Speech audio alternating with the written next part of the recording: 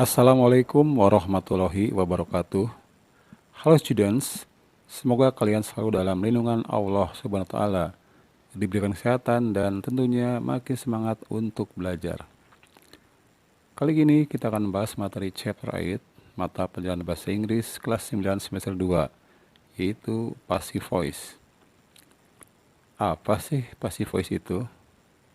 Students, pasti tidak asing lagi ketika mendengar kalimat aktif dan kalimat pasif dalam pelajaran bahasa Indonesia. Mari kita lihat contoh kalimat berikut. Kalimat aktif. Ibu membersihkan rumah. Kalimat pasifnya, rumah dibersihkan oleh ibu. Dari contoh kalimat tadi bisa kita lihat perubahan pola kalimat terjadi antara kalimat pasif dan kalimat aktif. Kata kerja pada kalimat aktif jika kita artikan menjadi me, sedangkan pada kalimat pasif akan berubah menjadi di. Contohnya seperti membersihkan menjadi dibersihkan. Perubahan lainnya, rumah yang awalnya di belakang atau sebagai objek, pindah ke depan menjadi subjek. Sementara ibu tadinya di depan, pindah ke belakang. Pada kalimat aktif, subjek melakukan aktivitas dan predikatnya berawalan me. Sedangkan pada kalimat pasif, subjek dikenai aktivitas dan predikatnya berawalan di atau ter. Jadi, bisa kita simpulkan bahwa passive voice atau kalimat pasif adalah kalimat yang subjeknya dikenai suatu perbuatan atau aktivitas. Lalu, bagaimana membuat passive voice dalam bahasa Inggris? Sebelum kita membuat passive voice, kita harus tahu dulu tenses apa yang digunakan. Untuk tensesnya, kita harus menganalisis dulu mana subjek, predikat atau verb, dan objeknya. Untuk memahami pola kalimat dalam setiap tenses, mari kita lihat beberapa pola passive voice dari beberapa tenses di bawah ini. Yang pertama, simple present tense. Simple present tense digunakan untuk menunjukkan peristiwa atau kejadian pada waktu sekarang atau merupakan kebiasaan. Ciri predikatnya biasanya menggunakan verb ke-1 atau ditambah s. Contoh, Annie boils potatoes atau Annie merebus kentang. Maka kalimat pasifnya adalah pola kalimatnya subjek tambah am, is, atau are ditambah verb ketiga. Sehingga kalimat tadi menjadi potatoes are boiled by Annie atau kentang direbus oleh Annie. Yang kedua, simple past tense. Simple past tense digunakan untuk menunjukkan tindakan yang dikerjakan pada waktu lampau. Cirinya menggunakan verb kedua. Contoh, my father painted the house. Ayah mengecat rumah. Maka passive voice-nya adalah subject, was atau were, ditambah verb ketiga.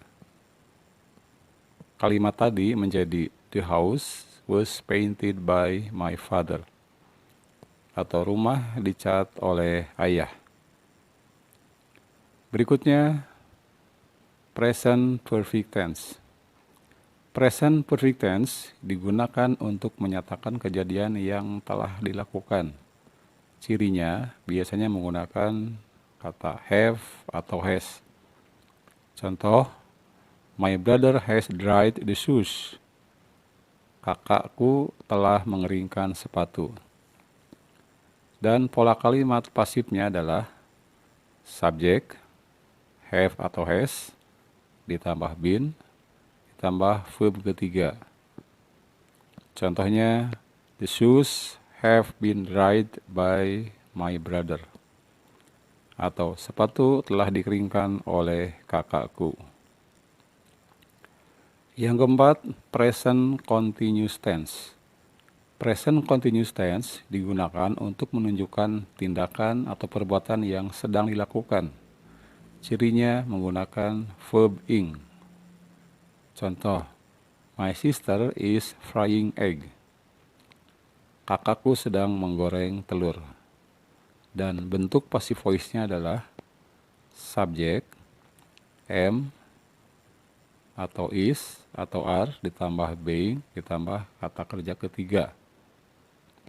Sehingga kalimat tadi menjadi egg is being fried by my sister.